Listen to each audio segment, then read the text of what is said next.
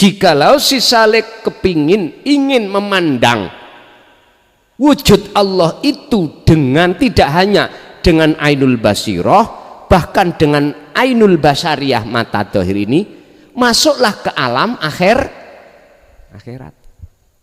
Mungkin jenengan pernah diterangkan di dalam syariat, sok yo wong sing ahli surga bisa melihat wujudnya Allah lahir batin. Lah ngoten nggih? Ya ini Pak, maksudnya sebetulnya itu. Otomatis apa yang ditempuh oleh si salik? Laksana biji jeruk wajib kamu tanam di tanah, nggih? Dalam kajian pasal 11 kitab Hikam, beliau katakan Ibnu Athaillah, idfin, jikalau kau ingin tahu nyata wujud batin dohiri Allah, idfin, mendemo, pendemen wujudaka ing wujud ira, di mana kita memendem, mengubur, fi ardil khumuli, di dalam bumi kesunyian. Bingung niki rek, bumi kesunyian niku apa? Makanya Pak, saya niki masih dalam rangka mensarah semua fasal-fasal kitab Hikam dengan bahasa sederhana yang mudah diterima dan dipahami oleh orang awam. Assalamualaikum warahmatullahi wabarakatuh.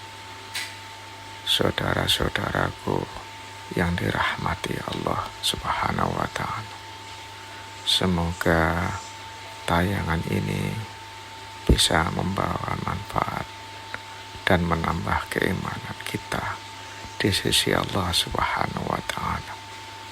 Selamat menyaksikan.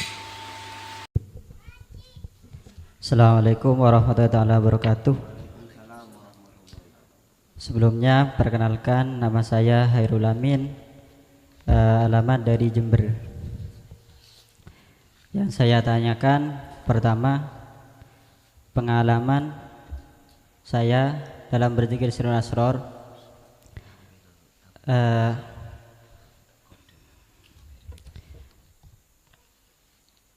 Selama saya menjalankan zikir asrar, saya keseringan nangis itu, Gus. Malahan saya mau makan kadang nangis. Saya teringat, oh Tuhan ini menciptakan beras ini bagaimana cara beliau menumbuhkan, nangis.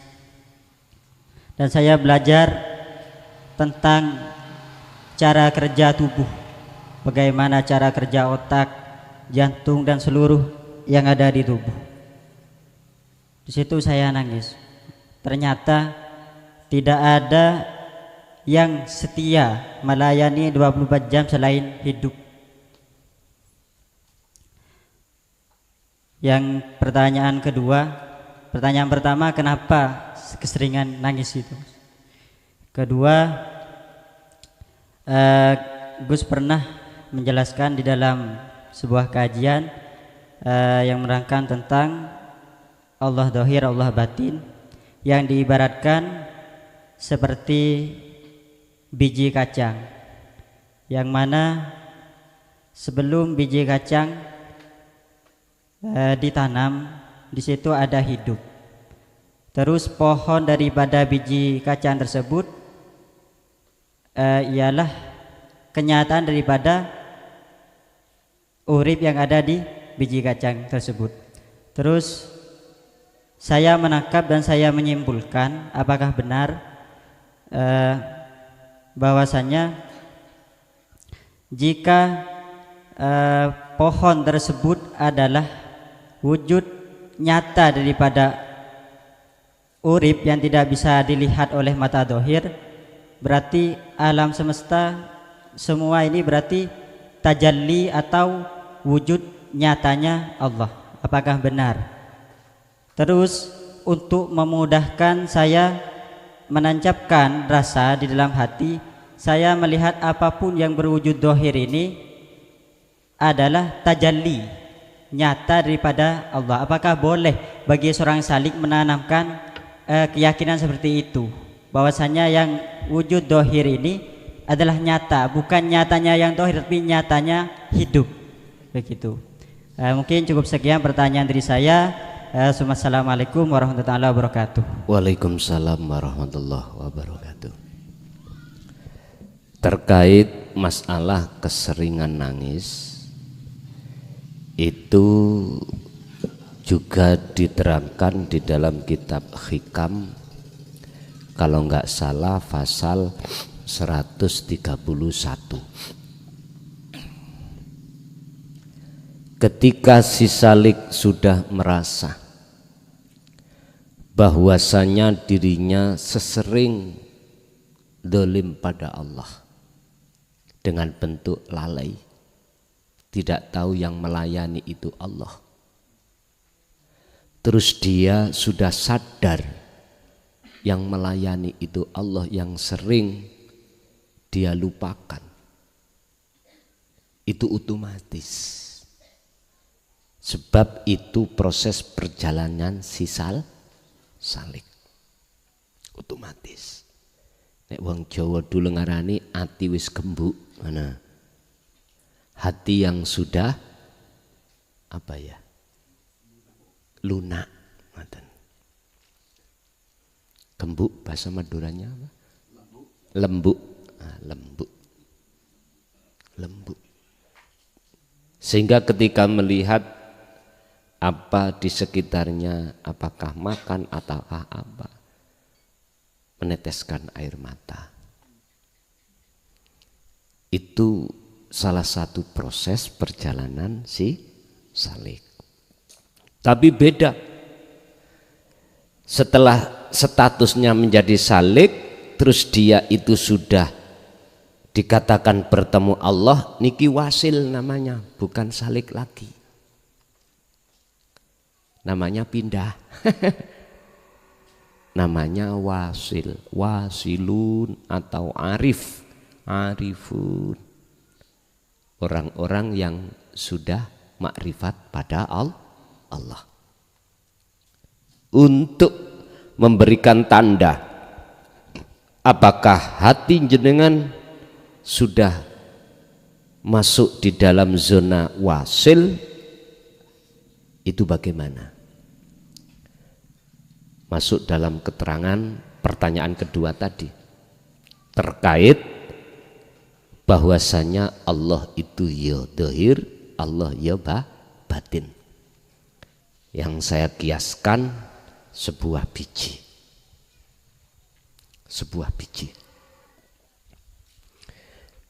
Ini di depan saya ada biji jeruk, ada bijinya di dalamnya. Boleh kukupas Pak Bu?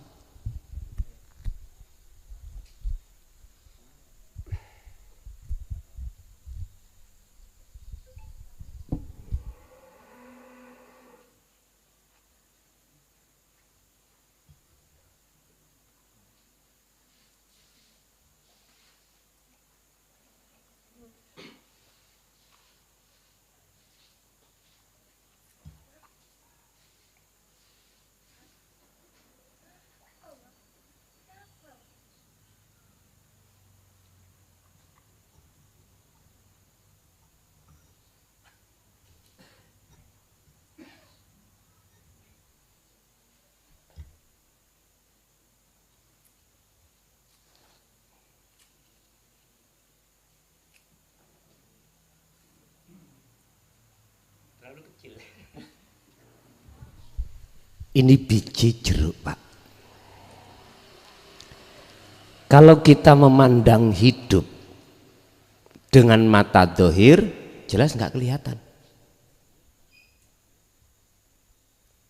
Nggak kelihatan. Memandang Nur Muhammad di dalamnya nggak kelihatan. Mata dohir kita hanya memandang bentuk biji. Tapi ini bisa jenengan lihat hidup di dalamnya itu dengan ainul basirah, mata hati. Tapi syaratnya harus iman dulu, beriman dulu. Beriman kalau ini nanti ada, saya nggak mengatakan sosok loh Pak, enggak ya, enggak ya. Pasti ini nanti ada pohon jeruk. Lah hati untuk bisa bersaksi di situ ada hidup itu hanya dengan rasa iman.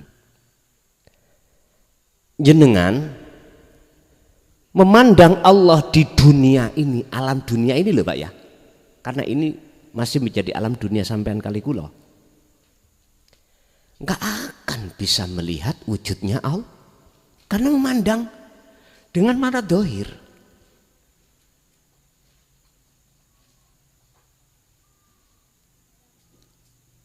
Nggak bisa. Tapi pandanglah dengan ainul basirah jenengan. Seksenono, lihatlah, saksikanlah illallah itu di alam dunia ini. Lah inilah sering kukatakan, saudara-saudaraku yang sudah mengenal zikir jahar, zikir sir, lanjutkan ke sirul asrar. Baru akan bisa membuka tabir kepalsuan dunia ini. Sebab Allah sudah katakan tentang masalah dunia, wamal hayatat dunya illa mataul ghurur, nipu. Iku nipu awamu. Wujudin dunia iku nipu. Bagi si salib, ketika di dunia ini hanya bisa memandang alam dunia ini loh Pak ya, hanya memandang Allah bisanya dengan ainul basirah, mata hati.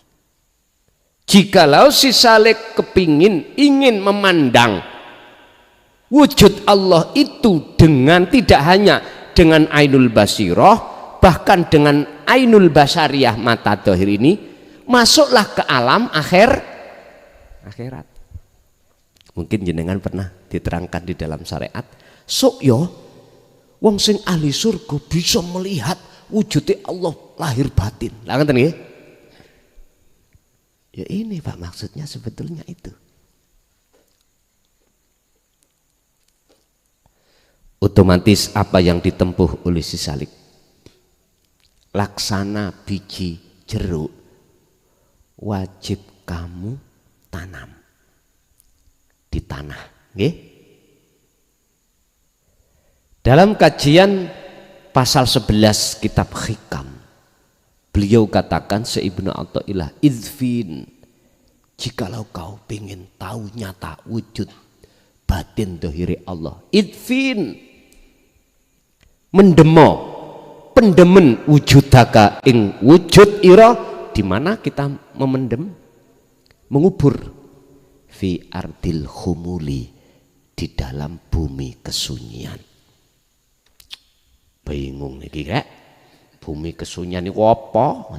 Makanya Pak, saya niki masih dalam rangka mensarah semua fasal-fasal kitab Hikam dengan bahasa sederhana yang mudah diterima dan dipahami oleh orang awam. Tapi ini kami masih sampai pada pasal 100 berapa gitu loh. Karena memang terbentuk dengan waktu gitu loh. Terbentuk dengan waktu. Lah, yang dimaksud idfin, mengubur dalam-dalam, mengubur wujud kita itu sebagai manusia, itu gini Pak. Inilah yang kumaksud tadi, kholwat. baik khalwat di tengah-tengah jasmani berinteraksi terhadap persoalan dunia ataupun tidak. Sebab khalwat tujuannya adalah yakfur bitauhid wa yu'min billah, ngersii iman-iman yang ada, membersihkan iman-iman yang ada di dada, iman terhadap selain Allah kang hak dalam hal apapun, dalam rangka untuk wayuk mimbillah, bertemu Allah. Ada yang mengatakan tazkiyatun nafsi, bebersih diri. Ada yang mengatakan seperti itu. Jadi yang dimaksud memendem menanam wujud kita itu adalah menafikan seluruh persoalan kewujudan dunia, termasuk kita dari segi afalnya, dari segi apapun itu dihilangkan, baru akan muncul semuanya itu wujudnya Allah. Itulah khalwat. Nah, yang dimaksud bumi khumul, bumi kesunyian apa? Hati ini sesuai dengan surat An-Nahl tadi loh. Wastanibut taghut, jauhkan hatimu dari persoalan dunia. Berarti hati hanya gandeng renteng, hanya berkomunikasi dengan Allah saja lewat dzikir. Ini namanya bumi kesunyian. Tatkala itu terjadi, Bapak Ibu, ngapunten ingkang kathah, biji ini nanti akan tumbuh, namanya sajaroh, pohon. Inilah yang disebut pohon basiroh. Nyatanya hidup ketika saat ada di dalam biji itu disebut sajaroh. Akhirnya dohir, mata dohir bisa melihat. Itulah maksud saya, ketika jenengan ini sudah melakukan khalwat dan lain sebagainya, dan olehnya melakukan itu, bisanya melakukan kan dilakukan Allah, ya toh? Jenengan sudah meniadakan, wis gak ngakoni siapa yang melakukan saya ini khalwat, enggak, zikir itu saya bukan. Kalau sudah sampai di situ kan sudah dikatakan semua adalah Allah. Berarti lahir batin boleh Anda yang sudah sampai di situ mengatakan bahwasanya semua alam isi dunia, ma fis samawati wa ma fil ardi, itu nyatane wujud dohiri Gusti. Wes iki tidak bisa, gak berlaku bagi orang-orang si salik, bahkan al-ubad tidak bisa. Hanya berlaku bagi orang-orang yang sudah disebut wasil. Jadi ini kalau sudah sampai ini jangan sampai pernah kita memberikan keterangan ini terhadap orang yang ingkar. Geger nanti, geger, nggak bisa diterima. Karena hukum undang-undang ini hanya berlaku bagi Allah saja. Allah saja. Jenengan kan sudah nggak ada, makanya yang betul saya katakan hukum ini khusus bagi Allah saja. Orang makrifat itu sudah kehilangan orangnya. Berarti hukum ini hanya berlaku bagi Allah. Makanya bahasa Quran, Muhammad, jikalau hambaku bertanya tentang ruh, katakan itu urusan Tuhanku. Berhubung orang melihat Rasulullah itu sosok makhluk, gak percaya, gak menyadari siapa di balik Rasulullah, inilah persoalannya, sebagai benang hitam, benang merahnya yang belum ditarik, akhirnya kesadaran gak ada, nolaklah. Jadi apakah boleh saya itu bersaksi Allah batin, Allah dohir, nyatanya wujud Allah dohir, isi ma fis samawati wa ma fil ardi. Saya katakan bagi yang sudah dimaksud itu boleh. Memang betul, mengikuti kebenaran itu. Itulah kebenaran. Tapi itu kan sudah bukan kesebut makhluk. Mafis samawati wa mafil ardi, yang orang lain mengatakan makhluk. Kalau Allah mengatakan apa? Iku nurku. Kita bisa melihat setrum di listrik ini, Pak. Kita umum. Ya lewat cahaya ini. Bilang entah. Loh iya, cahaya ini sebagai bukti adanya setrum. Nggak bisa kita akan melihat setrum. Kita bisanya melihat cahaya ini. Karena kita makhluk masih ada. Kalau Allah sudah tidak mengatakan selain aku itu ada. Selain aku Allah itu ada, nggak ada sudah. Namanya ahad itu kan tunggal, Pak. Kalau tunggal itu nggak ada yang lain. Makanya mengapa Kanjeng Nabi diperintahkan Allah untuk menyampaikan hal ini, supaya karena hati manusia itu pada saat itu dan saat sekarang dalam keadaan tidak baik-baik saja. Kok umpama sudah baik, gak mungkin, Pak. Rasulullah diperintahkan menyampaikan. Asbabun nuzul ayat ini disebabkan hati kita itu masih tenggelam di dalam belenggunya nafsu. Itu loh. Satu contoh ibarat gini, apa mungkin jenengan menyuruh anak kita itu masuk ke rumah, dia padahal ada di rumah, sudah di dalam. Gak mungkin toh. Nah, masuk rumah, gak mungkin, karena anak sudah di rumah. Berhubung anak kita masih ada di luar rumah, pada di luar rumah ini sudah jam 9, ya toh, malam, terus waktunya masuk anak perempuan, anak masuk, perintah. Sebab apa muncul perintah? Karena posisi anak ada di luar rumah.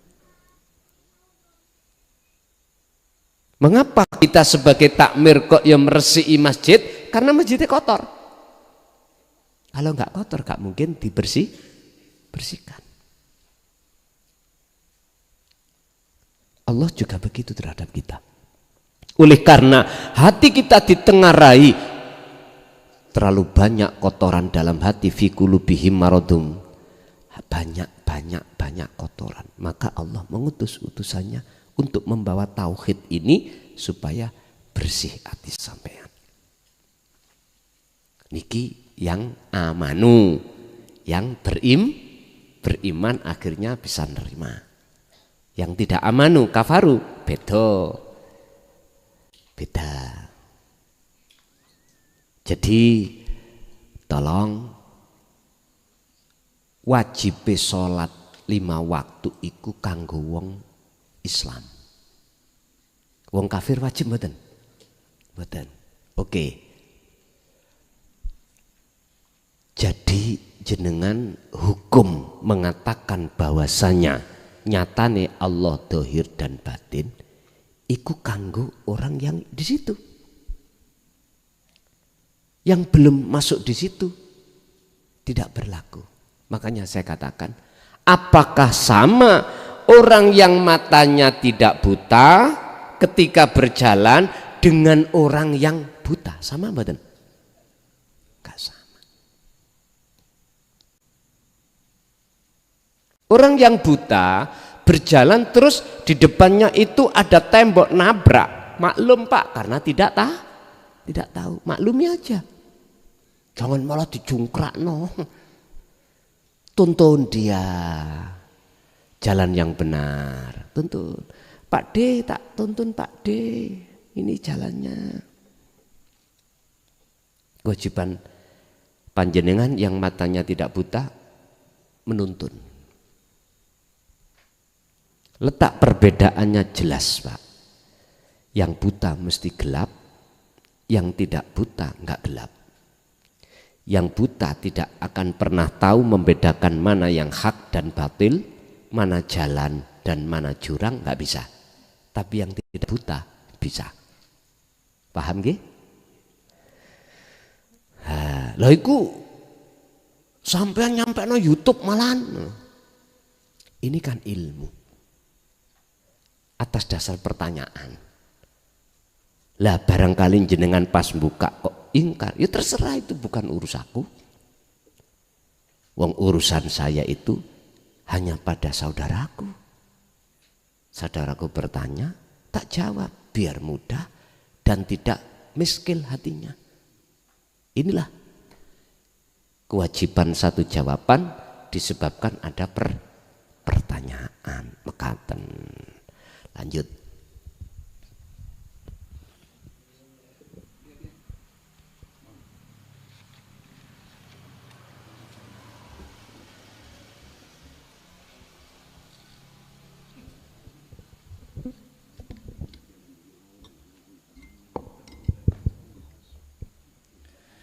Assalamualaikum warahmatullahi wabarakatuh. Ada dua pertanyaan Gus, mohon maaf. Yang pertama, ketika tadi jenengan menyampaikan bahwa yang golongan pertama yaitu agar yang salik itu selalu berzikir, dan zikirnya zikir sirrul asrar, kemudian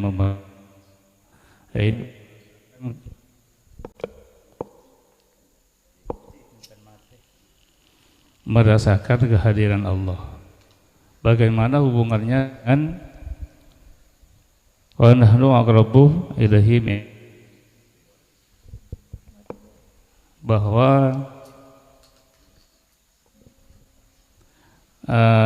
bukankah Allah itu ada di mana-mana, mungkin ada di diri kita juga.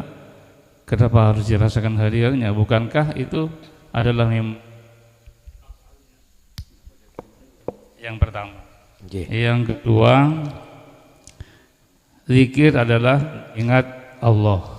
Sedangkan Allah itu laisa, apanya yang diingat Gus? Kita ya kalau teman saya sebelah saya ingat ini, kalau sudah ketawa oh ingat saya di rumah. Tapi kalau zikir lalu apa yang diingat? Terima kasih. Mohon maaf. Assalamualaikum warahmatullahi wabarakatuh. Waalaikumsalam warahmatullahi wabarakatuh. Kalau toh Allah itu dekat, mengapa harus dirasakan? Pak, kita itu ada proses Pak ya. Orang yang belum dikatakan bertemu, wajib proses dulu merasakan. Tetangga kita goreng ikan asin Pak, muncullah bau. Dalam hati ngomong, iki jelas ikan gere. Siapa ya? Proses kita kepada Allah untuk dikatakan bertemu tadi saya katakan salik, belum wasil ya, salik. Di situ meliputi 3 proses: su'aul basiroh, rasa, wa ainul basiroh, bertemu, wa hakul basiroh, menyatakan. Ini rumus dari la ilaha illa anta, supaya bisa sampai la ilaha illa ana. Memang gitu, kecuali jenengan sudah sampai disebut wasil.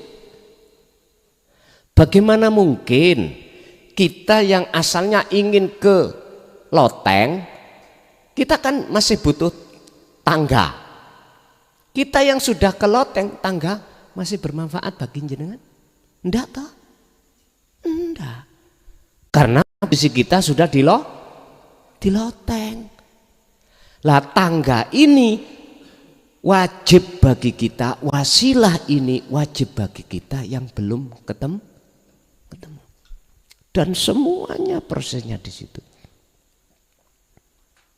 Makanya bahasa Allah gini, wajahidu fisabilihi, terus teman-teman no awakmu berjalan terus naik, jangan berhenti gitu kan, maksudnya di situ. Barulah wanahnu akrabu ilaihi min hablil warid, jenengan wis gak main rasa karena sudah ketemu aku. Baru mboten apa, mboten artinya sudah tidak butuh lagi yang namanya tangga. Karena jenengan sudah ada di loteng. Pertanyaannya, kalau sudah ada di loteng, apakah nanti Allah menyuruh jenengan ke tengah-tengah kaum enggak?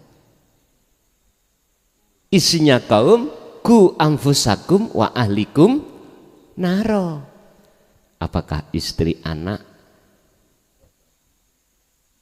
tetangga, saudara, teman, bahkan umat manusia? Itu urusannya Allah sudah. Pasti nanti wasilah iku sampean bawa nanti untuk dikasihkan pada orang lah. Yun sewu. Ketika Syekh Abdul Qadir Jailani niku khalwat Pak, iblis iku masuk ngaku-ngaku sebagai itu Tuhan. Mengapa dia lolos?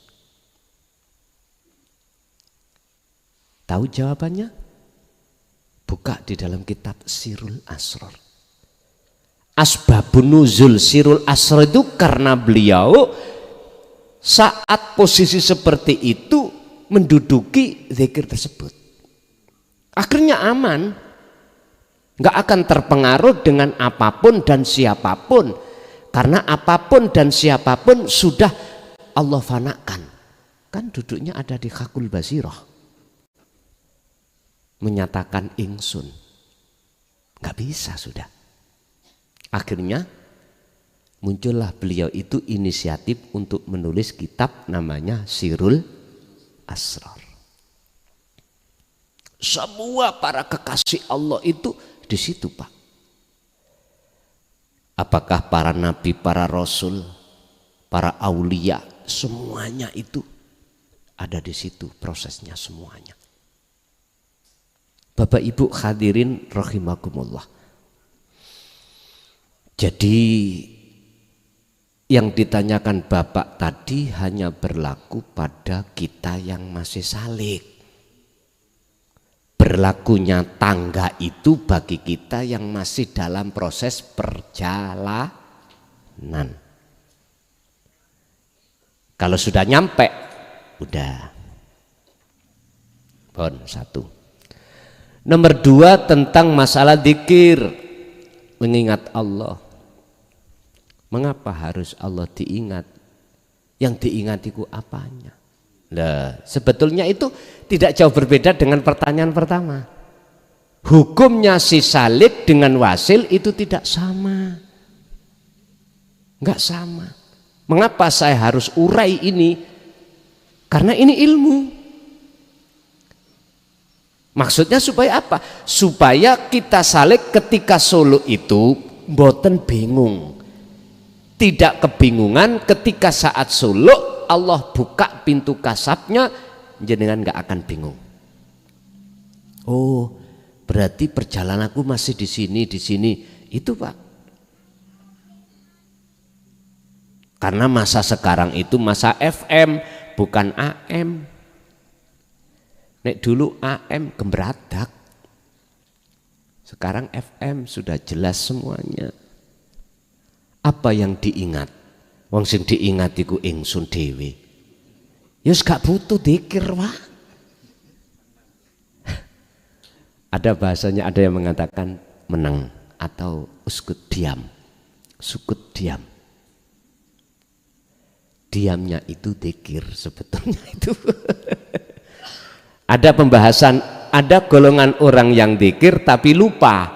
Ada orang yang dikir tapi dikir. Ada yang lupa tapi dikir.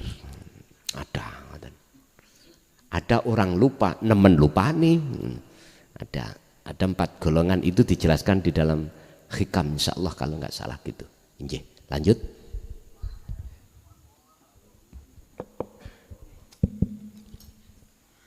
Assalamualaikum warahmatullahi taala wabarakatuh. Ini nama saya Pak Sani Subus. Terus pakai dikir siror asror terus-terusan saya. Terus mendengar akhir-akhir ini Gus mengatakan tamak itu apa bisa disingkirkan dengan halus, bagaimana caranya Gus? Cukup sekalian Toid, kenapa Pak? Toma. Iya. Nggih. Sudah, makasih. Bapak Ibu, di dalam zona atau jagatnya hati itu ada 2 pohon yang tumbuh.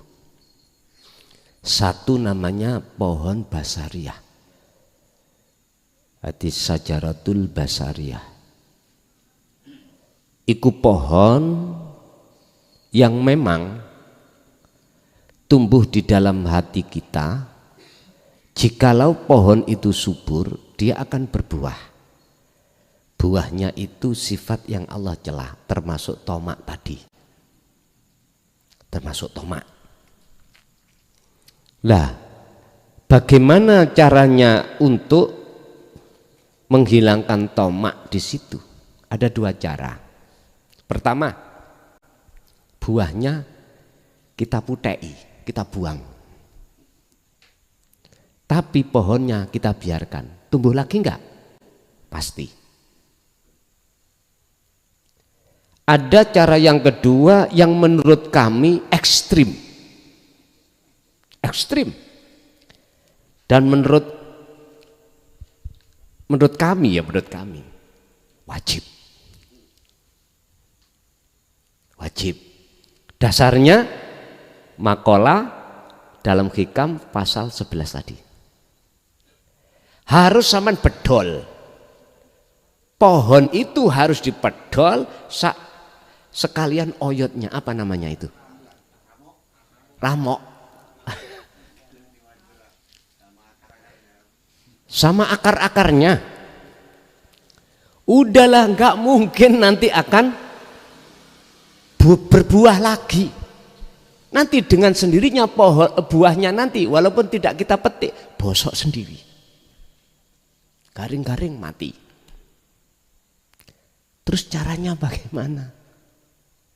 Inilah Pak yang dilakukan oleh calon kekasih Allah sehingga disebut aulia dulu gitu. Nyun sewu ya, mengasingkan diri dari pergaulan masyarakat. Sehingga pada saat itu menerjemahkan zuhud, khalwat itu lahir batin Pak. Ngapunten nggih ingkang kathah.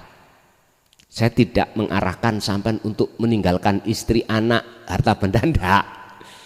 Secara dohir mboten. Cuman saya berbicara sistem. Sebab nyun sewu baju kita basah sebab dulinan air, dekat-dekat air. Lah pingin kita itu baju kita itu kobong, ya harus berdekatan dengan api. Jikalau nggak ingin keduanya, jauhi. Inilah prinsip para kekasih Allah dulu. Zaman dulu Pak ya. Sekarang apa boleh dilakukan? Wis, saya berdasarkan akhlak istimaiyah dan akhlak ilahiyah, Al-Quranul Karim dan Al-Quranul Qadim, mesti sampean iki dalam satu hari satu malam dikasih Allah waktu yang free, yang tidak bersentuhan dengan urusan dunia. Aku yakin entah jam berapa.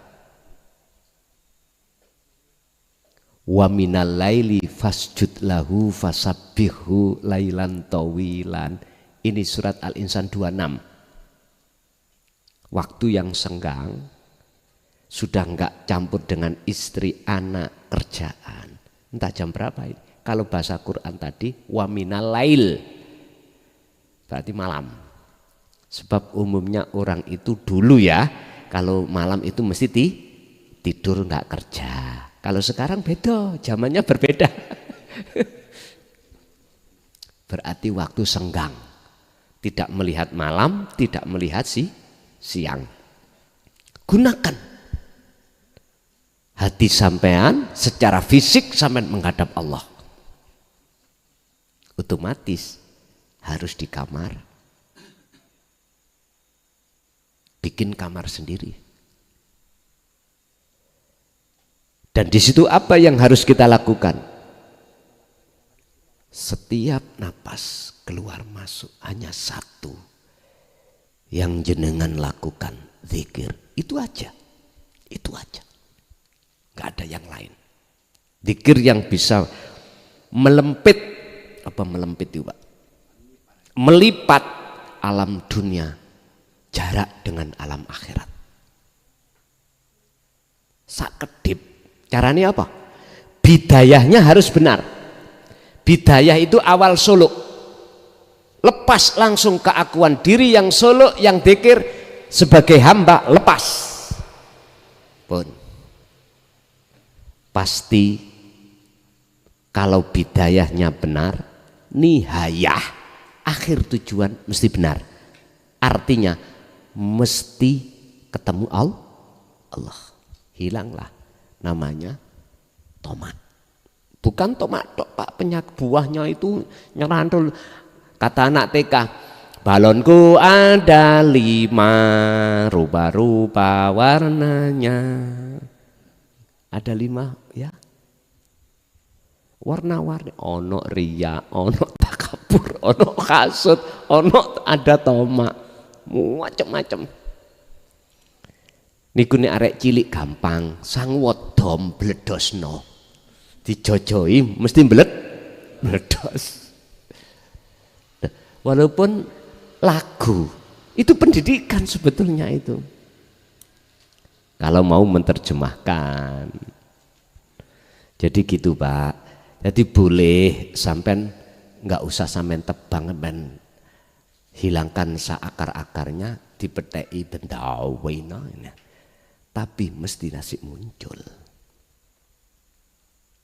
Kalau pohon basariah itu hilang, mati, maka akan muncul ganti pohon yang kedua, yaitu sajaratul basirah. Inilah Pak, pohonnya itu berbuah sifat 4, sidik fatonah, tablek amanah.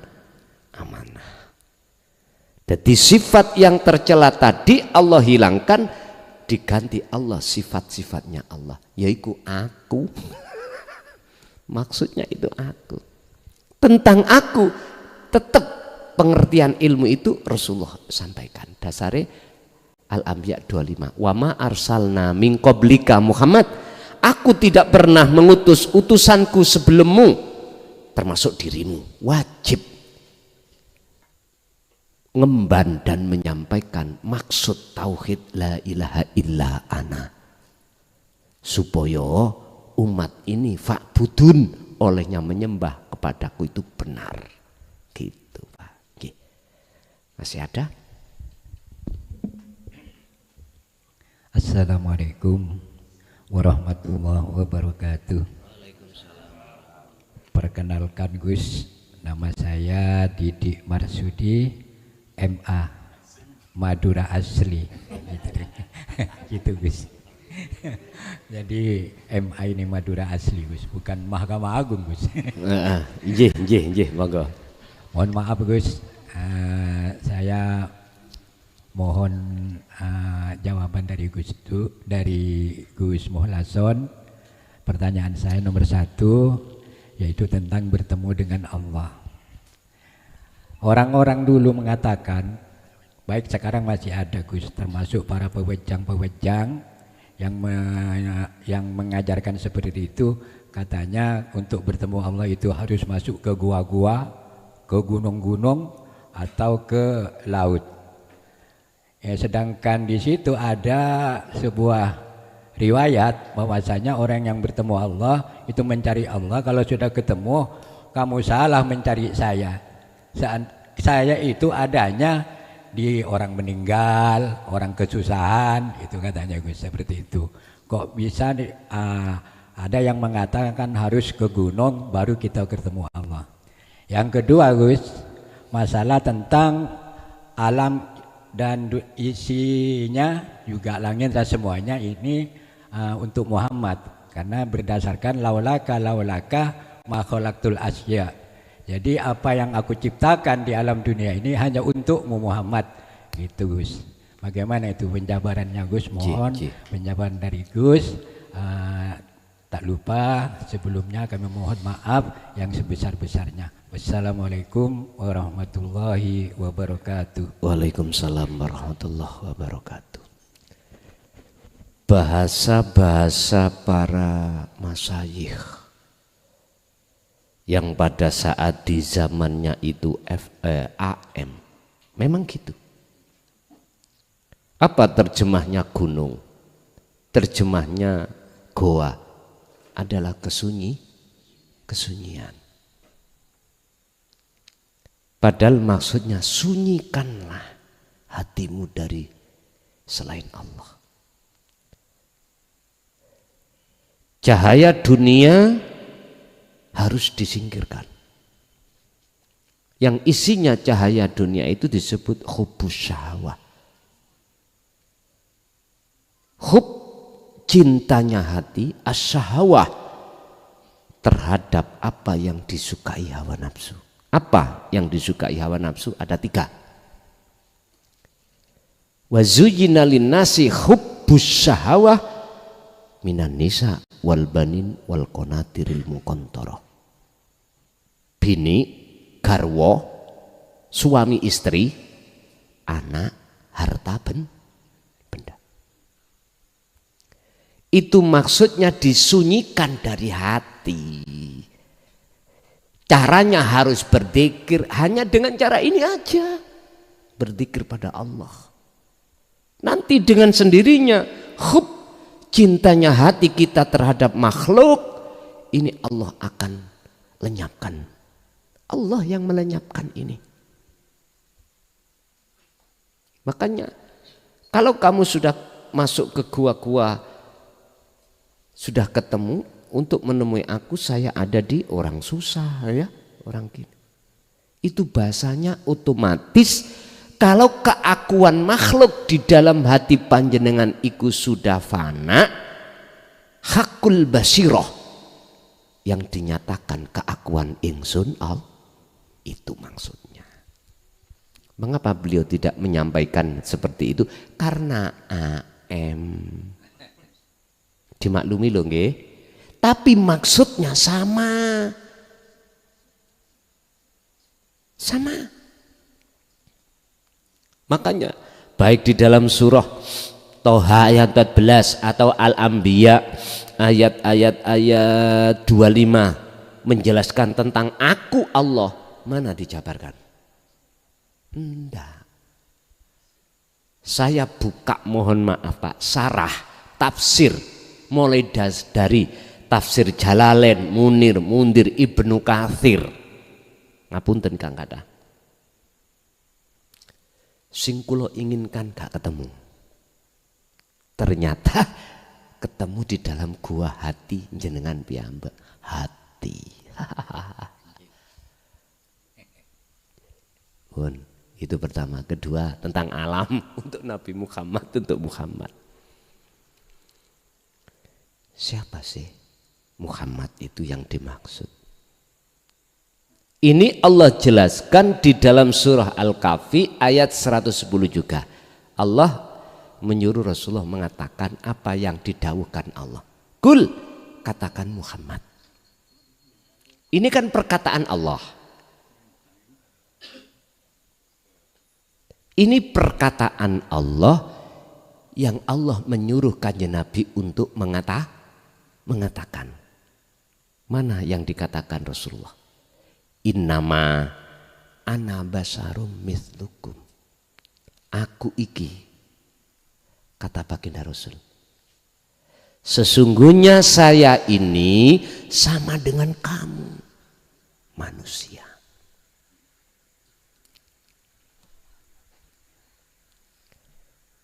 Kita ingat syahadata ini, wa anna Muhammadar Rasulullah. Muhammad itu Rasulullah, Rasul, utusan Allah. Jenengan kesini nek gak diutus Allah sakit mboten? Mboten. Oke. Wis paham? Kita sholat kalau tidak digerakkan Allah, diperintah Allah, kita makhluk bisa sholat sendiri? Gak bisa. Makanya mengapa ketika saat muadzin mengatakan hayya 'alas sholah, mari kita sholat, kita sebagai sami'in apa jawabannya? La haula wala quwata illa billah. Begitu. Yang kedua, hayya 'alal falah, untuk menuju kemenangan. Kemenangan itu bertemu Allah. Sidratul muntaha, kesadaran mutlak. Tetap jawab la haula. Paham nggih? Itulah. Disebut ngalam itu adalah wadah, tempat. Nggih? Apa? Wadah roh itu apa? Jasad. Berarti jasad niki gitu, alam dunia, roh alam akhir.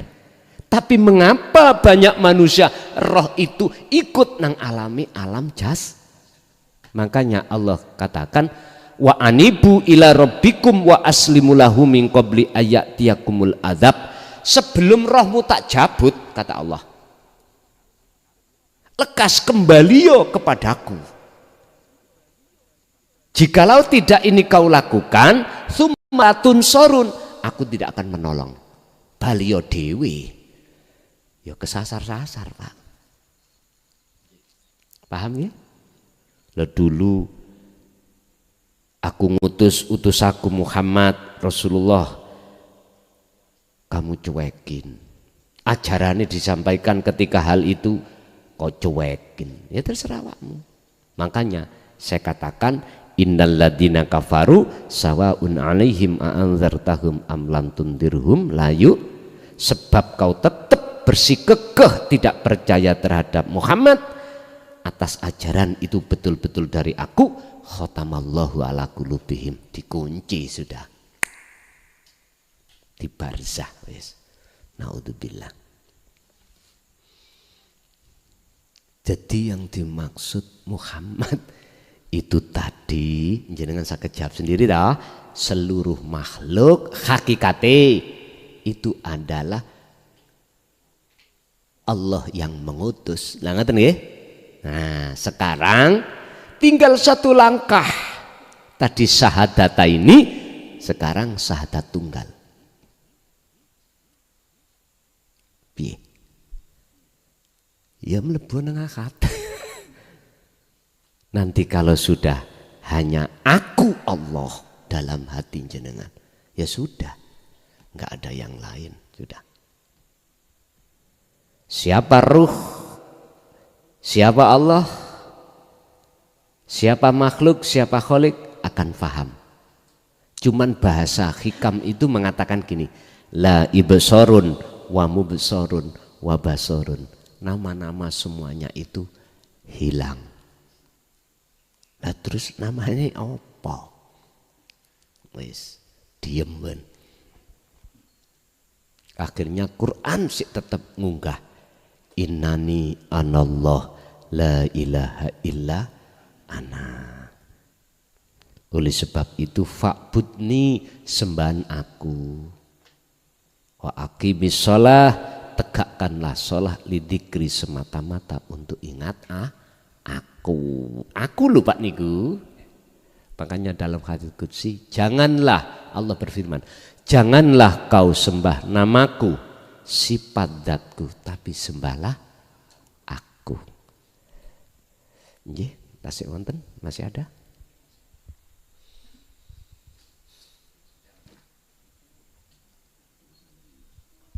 Cukup? Okay. Bapak Ibu hadirin jamaah rahimakumullah, monggo kita tutup sarana doa. Apa yang telah Allah berikan, walaupun sebuah ilmu malam hari ini estu betul-betul menjadi ilmu ingkang barokah, manfaat terhadap kehidupan kita, perjalanan dunia sampai akhirat, dan juga terhadap anak putu kita ila yaumiddin. Lahumul Fatihah.